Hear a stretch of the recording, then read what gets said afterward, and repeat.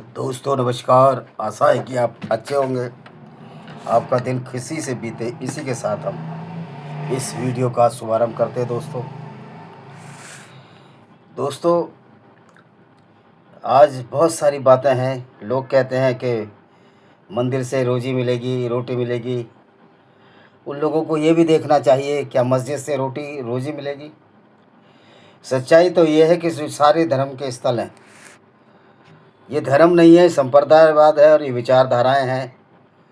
इनका धर्म से कोई दूर दूर तक लेना नहीं है, वास्ता नहीं है।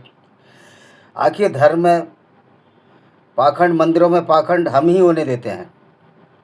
अभी राजा रामपाल जी ने चंद्रपुर गांव में बोला कि देवी अहिल्याबाई होलकर ने मंदिरों का जीर्णोद्धार किया। और देवी अहिल्याबाई होलकर, जैसे कि आपको मालूम है, धनगर गडरिया समाज की थी होलकर। और उसके रोटियां, उन मंदिरों की कमाई ये पाखंडी मनुवादी ब्राह्मण मंदिरों में हमारे में घुस गए और कमाई कर रहे हैं। तो राजा रामपाल ने तो बिल्कुल सही बोला था, लेकिन कुछ बोल रहे हैं कि आपके वोट दिखाएंगे, तुम वोट मत देना। उन मूर्खों को बताना चाहता हूँ कि तुम्हारे वोट से तो राजा रामपाल हारेगा न जीतेगा। तुम अपनी सीमाओं में रहना सीखो। तुम तो वो लोग हो जो इस बात को भी मानते हो। मैं इस बात को भी वाज़ेह करना चाहता हूँ कि इस्लाम भी उतनी बड़ी गंदगी है जितनी कि मनुस्मृति है। दोनों में कोई अंतर नहीं है। बल्कि मनुस्मृति तो जहाँ किसी को कत्ल करने की बात नहीं कहती, कुरान तो सबको कत्ल करने की बात कहता है। क्योंकि आज का विषय सिर्फ मनुस्मृति पर है और मंदिरों की लूट पर है, उस पर हम चर्चा करेंगे। एक पिंकी चौधरी हैं, गाज़ियाबाद के रहने वाले, मेरे होम टाउन के। उनकी मूर्खता का पैमाना देखिए। गुंडागर्दी की एक बड़ी सीमा पिंकी चौधरी ने पार कर दी है। हमको किसी मुसलमान को बुरा भला नहीं कहना है, हमको किसी को हिंदू को बुरा भला नहीं कहना है, ईसाई को बुरा भला नहीं कहना है। हमारा जो तनकीद का विषय है, जो आलोचना का विषय है, वो विषय होना चाहिए कि इस्लाम में क्या गुंडागर्दी है और सनातन वैदिक धर्म में क्या गंदगी और गुंडागर्दी है। तो इसके बजाय ये लोग हिंदू मुसलमान या ईसाई करने से बेहतर है कि हम तीनों पुस्तकों को पढ़ें और उस पर फिर विषय अनुकूल चर्चा करें। क्योंकि ये पिंकी चौधरी भी बांग्लादेशी बता कर कई मुसलमानों को मार रहा था। हम बिल्कुल इसके कतई खिलाफ हैं। ये मूर्खता का एहसास है, मूर्खता का पैमाना है। लोग कहते हैं मुसलमान भी तो हिंदुओं को ही मारते हैं। उनके इस्लाम में इस तरह की गुंडागर्दी का आवरण है, लिखा हुआ है। लेकिन इसका मतलब ये नहीं है कि अगर वो हिंदुओं को मारे, ईसाइयों को मारे तो हम उसका जवाब ना दें। जवाब देने का अधिकार है हमारा। लेकिन सबसे पहले प्रयत्न ये होना चाहिए कि मुसलमानों को समझाएं। मनुस्मृति में भी आऊँगा मैं। मुसलमानों को समझाएं कि आपका पैगंबर किस तरह की लूट करता था, किस तरह औरतों को बाज़ारों में बेच देता था, जिस तरह उसने बनु कुरैज़ा यहूदी कबीले की औरतों को नजद के बाज़ारों में, जो हाईलैंड है सऊदी अरबिया का, ऊंची भूमि पर बेच दिया था। तो हमारा मूल मकसद होना चाहिए विचारधाराओं का चोट करना, उनकी सच्चाई सामने लाना कि किस तरह ये तमाम तरह की विचारधाराएं मानवता के खिलाफ हैं। तो मनुस्मृति, ये जितने भी अहिल्याबाई होलकर ने मंदिरों का निर्माण कराया, उसमें पाखंडी मनुवादी घुस गए हैं। और जो लोग ये कहते हैं कि मनुस्मृति में कर्म के हिसाब से वर्ण व्यवस्था है, ये बिल्कुल झूठ बात है। मैंने मनुस्मृति को 20 बार पढ़ा है, 17-18 वीडियो भी डाले हैं मेरे चैनलों पर, आप देख सकते हैं। किसी भी चैनल को खोलेंगे उसमें नीचे वीडियो मिल जाएंगे। मनुस्मृति में तो इस बात की इजाज़त ही नहीं है कि आप अपने कर्म से किसी वर्ण में प्रविष्ट कर जाएं। क्योंकि यहाँ तो ब्रह्मा के मुंह से ब्राह्मण पैदा हो रहा है, यानी ब्रह्मा के थूक से ब्राह्मण पैदा हो रहा है। भुजाओं से क्षत्रिय निकल निकल कर भाग रहे हैं। वैश्य पेट से पैदा हो रहा है और शूद्र पैरों से पैदा हो रहा है। और उसके बाबत शूद्रों को और वैश्यों को भी, जो वैश्य अपने को सवर्ण समझते हैं, सवर्ण समझते हैं, सवर्ण नहीं, उनके लिए भी कोई मनु स्मृति में कोई खास बात नहीं है। उनका भी दर्जा शूद्रों की तरह ही है।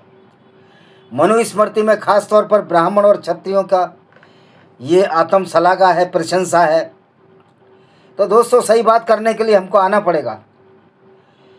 अगर कर्म के आधार पर है तो पढ़ा लिखा व्यक्ति क्यों नहीं पूजा पाठ कर सकता। गो कि मैं तो इन झूठे पाखंडों के अक्षरश जो पाखंड है, जो सत्य है, उसके खिलाफ हूँ।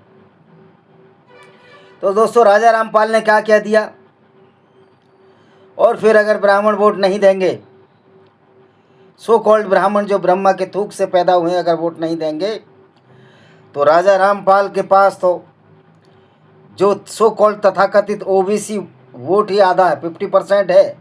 इनकी विधानसभा, इनकी लोकसभा में 19 लाख में 9 लाख वही हैं, आप समझ सकते हो। और शेड्यूल कास्ट भाई हैं जिनको जानबूझकर सताया गया, प्रताड़ित किया गया। लोग कहते हैं कि इनको कुओं से पानी अगर नहीं लिया गया तो जिंदे कैसे हैं। मज़े की बात यह है, कुओं से पानी लेने का मतलब ये नहीं है कि वो प्यासे रहे होंगे। अन्य रिसोर्सेज होंगे, उनके अपने कुएं होंगे, या नदियों से पानी लेते रहे होंगे। निश्चित तौर पर ये वर्ण व्यवस्था समाज के लिए कलंक है और उसको मानने वालों का मानसिक संतुलन गड़बड़ा गया है। ऐसे लोगों को इलाज में साइकोलॉजिकल ट्रीटमेंट की ज़रूरत है।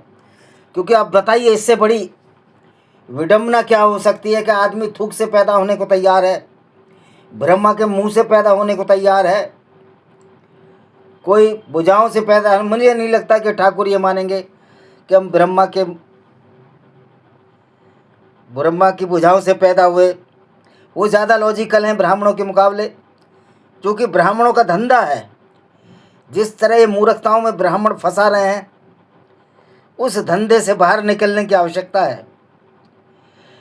मैं जूलॉजी का विद्यार्थी रहा हूँ और अभी भी पढ़ता हूँ, उसी के आधार पर ये वीडियो बनते हैं। मास्टर डिग्री है मेरी जूलॉजी में, प्राणी विज्ञान में। ना व्यक्ति कोई जेनेटिकली छोटा है, ना कोई बड़ा है, और सारी दुनिया के निवासी जो मनुष्य है, उसका ओरिजिन जो आज का मानव है, वो साउथ अफ्रीका के पूर्वी तट पर हुआ है। Not south Africa, south Africa एक कंट्री है और अफ्रीका कॉन्टिनेंट एक महाद्वीप है। उसके पूर्वी तट पर होमो सेपियंस जो आज के लोग हैं, उसका आविष्कार हुआ, यानी धीरे धीरे एवोल्यूशन हुआ। तो जैव एवोल्यूशन थ्योरी ने मनुस्मृति को गलत साबित कर दिया है, कुरान को भी गलत साबित कर दिया है, बाइबल को भी गलत साबित कर दिया है। जहाँ 6 दिन में सारा का सारा बन गया, जबकि हजारों साल की बात है। डायनासोर का किसी भी किताब में जिक्र नहीं है, ना मनुस्मृति में जिक्र है। मज़े की बात यह है कि मनुस्मृति में सिर्फ मनुष्यों के बारे में, पैदाइश के बारे में बताया। मनुस्मृति लिखने वाले मूर्ख व्यक्ति को ना तो जानवर और पशु का ज्ञान है। बाइबल में और यहूदियों की धर्म पुस्तक तोरा में तो फिर भी लिखा है कि बनेले पशु बने।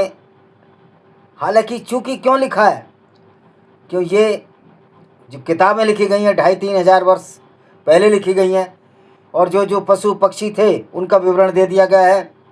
बाइबल में डायनासोर का जिक्र नहीं मिलेगा, क्योंकि जब एस्टेरॉयड और मीटियोर टकराया कोलंबिया के आसपास, तो हिमयुग आरंभ हो गया था और सारे डायनासोर जब पृथ्वी पर धुआं छा गया, सर्वाइव नहीं कर पाए, खान की कमी हो गई, सूर्य की किरणों की वजह से पेड़ पौधे लगभग नष्ट हो गए, प्राय नष्ट हो गए। और डायनासोर के लिए हैवी फूड खाने की ज़रूरत थी बड़े बड़े पौधों पर, क्योंकि कुछ डायनासोर तो 3-3 मंजिल ऊंचे थे। और इस तरह डायनासोर ख़त्म हो गए। चूँकि डायनासोर और विज्ञान इतना डेवलप नहीं था जब ये मनुस्मृति लिखी गई। तब डायनासोर का जिक्र नहीं है, बहुत सारी बातें छूट गई। सवाल यह है कि जैव विकास एवोल्यूशन ने साबित कर दिया है कि हमारा निर्माण कुछ एक कोश के जीव होते हैं जो अपने ही एक कोशिश से आगे बढ़कर अपना डिजेनरेशन करते हैं, यानी कि टूट टूट कर उसमें से, जैसे अमीबा दूसरा अमीबा बनता है, अमीबा प्रोटियस, यूग्लिना, पैरामीशियम, अपने अपने से शरीर से अपने जैसा बनाते हैं। ये एसेलुलर जीव है। और कुछ जो हमारी कैटेगरी के हैं, जो स्तनधारी हैं, जिनके बच्चे होते हैं, अंडे नहीं होते, वो जब तक कॉपुलेशन नहीं करेंगे, जब तक वो नर और मादा का निषेचन नहीं होगा, तब तक नहीं बनेंगे। यही हालत पक्षियों के ऊपर भी है।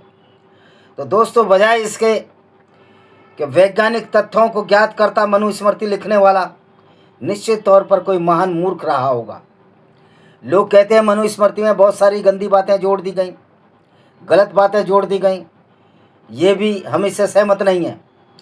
सबसे बड़ी जो गलत बात जोड़ दी गई तो यही है कि एक ब्रह्मा था और उसने सारे के सारे अपने कंधों से, अपने पैरों से और पेट से, मुंह से ब्राह्मण, वैश्य, शूद्र और क्षत्रिय पैदा कर दिए। कितनी हास्यास्पद बात है।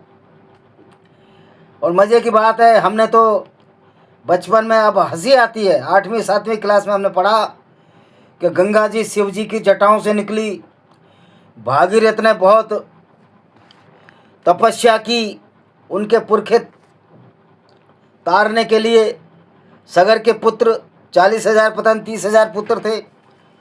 ऐसा लगता है कि 30 या 40,000 पुत्र क्या अमीबा प्रोटियस थे या वो चींटियाँ थीं कि हजारों अंडे देकर इतने पुत्र पैदा कर दिए। और कह दिया कि गंगा जी जब गुस्से में आई तो भड़बड़ाती उतरी, शंकर जी ने अपनी भुजाओं में उनको बांध लिया और वहाँ से नीचे नहीं आ रही थी। फिर भगीरथ पैदा हुए। भगीरथ ने कितने साल तपस्या की, करोड़ों हजारों साल तो ये तपस्या करते रहे। जबकि मानवीय जीवन के जो जीवाश्म मिले हैं, कहीं भी इस बात का उल्लेख नहीं है। फॉसिल्स, अगर कोई 5,000 साल जी रहा है तो आज 60-70 साल या 100 साल के फॉसिल्स क्यों मिल रहे हैं? जो 60 साल पहले मरा, आज इतनी उम्र क्यों नहीं है? तो दोस्तों, फिर गंगा जी अंदर चली गई। फिर जाके और उनको रोका शंकर जी ने। अरे भाई, जाके गंगोत्री चला जाता कोई व्यक्ति, वहीं देख लेता कि गंगा कहाँ से निकल रही है। तो विज्ञान ने साबित कर दिया है मनुस्मृति एक मूर्खता की किताब है। ये कोई ऑथेंटिसिटी नहीं है। और जो इसको मानते हैं, पढ़े लिख कर भी मानते हैं मनुस्मृति को, उनका मानसिक संतुलन गड़बड़ा गया है, वो लोग पागल हैं। इसी तरह कुरान को मानने वाले जो ये कहते हैं कि अल्लाह ने सब कुछ बनाया, लेकिन अल्लाह को तो खुद मोहम्मद ने बनाया था। क्योंकि मोहम्मद जब 40 साल का हुआ तब उसके दिमाग में आई कि एक अल्लाह है, और उसका साला जो चचेरा साला था वर्का बिन नोबल, जो एक ईसाई था, वो आयतें लाता था। और खदीजा बिन खालिद, जो कि वर्का बिन नोबल की चचेरी बहन थी, जो ईसाई थी, बाद में मुस्लिम बनी, वो पढ़ पढ़ कर आयतें हीरा की गुफा से लाते थे और लोगों को बेवकूफ़ बनाते रहे। यही हाल इन मनुवादियों का है। मनु सबसे निष्कृष्ट व्यक्ति था। जो मनुस्मृति है और जो कुरान है और जो बाइबल है, ये सबसे निकृष्टतम रचनाएं हैं जो सामाजिक अपराध की ओर बढ़ावा देती हैं, ऊंच नीच की ओर बढ़ावा देती हैं। तो भाइयों, जितने भी मंदिर देवी अहिल्याबाई ने बनाए, अगर कोई पूजा भी करना चाहता है तो मनुवादियों, उन मंदिरों को छोड़ दो। राजा रामपाल ने बिल्कुल ठीक कहा था, नहीं तो आपको ज़बरदस्ती वहाँ से हटाया जाएगा। ये अब मनुवादी और ब्राह्मणवादी व्यवस्था की गुंडागर्दी अब इस देश ज़्यादा झेलने को तैयार नहीं है।